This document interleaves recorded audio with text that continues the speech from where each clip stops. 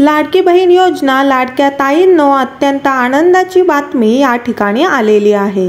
मुख्यमंत्री साहेबांनी डायरेक्ट सांगितलेलं आहे की फेब्रुवारी महिन्याचा हप्ता कधी भेटणार आहे।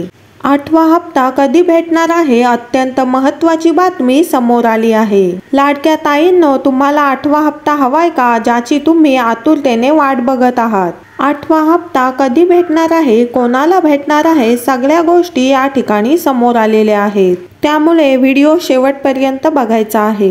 चॅनलला जर नवीन आला असाल तर ताईंनो सबस्क्राइब करून ठेवा।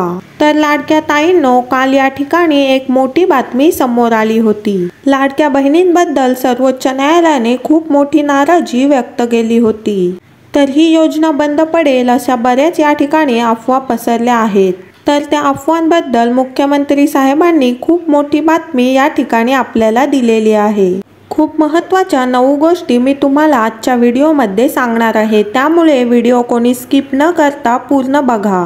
तर चला सुरुवात करूया। मुख्यमंत्री साहेब काय म्हणाले ते बघूया। ज्या गोष्टी खऱ्या आहेत, सत्य आहेत, त्याच मी तुम्हाला सांगत असते।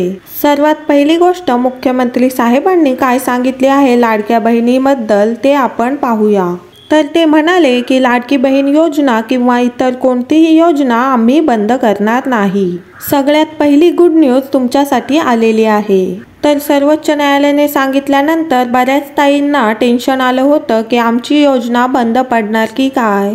तर योजना बंद पडणार नाही असं मुख्यमंत्री साहेबांनी आज या ठिकाणी सांगितलेलं आहे। तर तुमच्या मनामध्ये जो प्रश्न आला होता की लाडकी बहीण योजना बंद पडणार आहे का, तर याचं उत्तर आता तुम्हाला भेटलं असेल। लाडकी बहीण योजना किंवा इतर कोणतीही योजना यापुढे बंद पडणार नाही।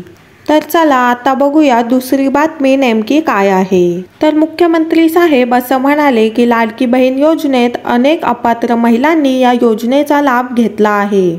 तर बघा, लाडक्या ताईंबद्दल त्यांनी अजून एक सांगितलंय की ज्या महिलांनी चुकीचे डॉक्युमेंट जोडले, ज्या ताई पात्रतेमध्ये बसत नाहीयेत, त्या ताईंनी देखील पहिल्या 7 हप्त्याचे पैसे घेतले आहेत।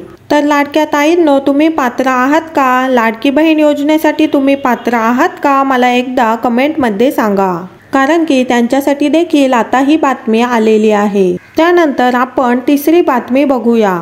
तर अपात्र लाडक्या बहिणींची संख्या साधारणपणे 10 लाख ते 15 लाख वर जाऊ शकते। तर बघा लाडक्या ताईंनो, मी मागच्या व्हिडिओमध्ये पण सांगितलं होतं की या 5 लाख अपात्र महिलांची संख्या वाढून 10 ते 15 लाख वर जाईल।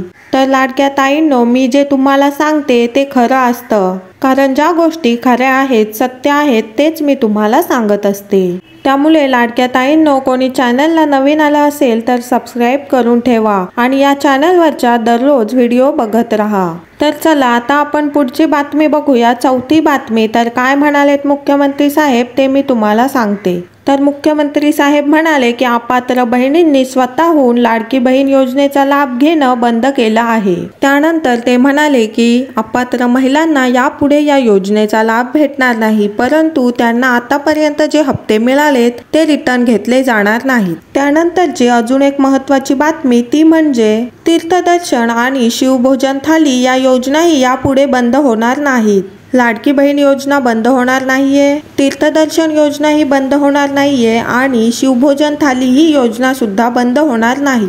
या योजना यापुढे चालूच राहणार अशा स्वरूपात मुख्यमंत्री साहेबांनी भरपूर साऱ्या गुड न्यूज आपल्याला दिलेल्या आहेत। तर लाडक्या ताईंनो, सगळ्यांना या गुड न्यूज आवडल्यात का? ज्या टेन्शनमध्ये तुम्ही आल्या होतात त्या सगळ्या गोष्टी आता क्लिअर झालेल्या आहेत।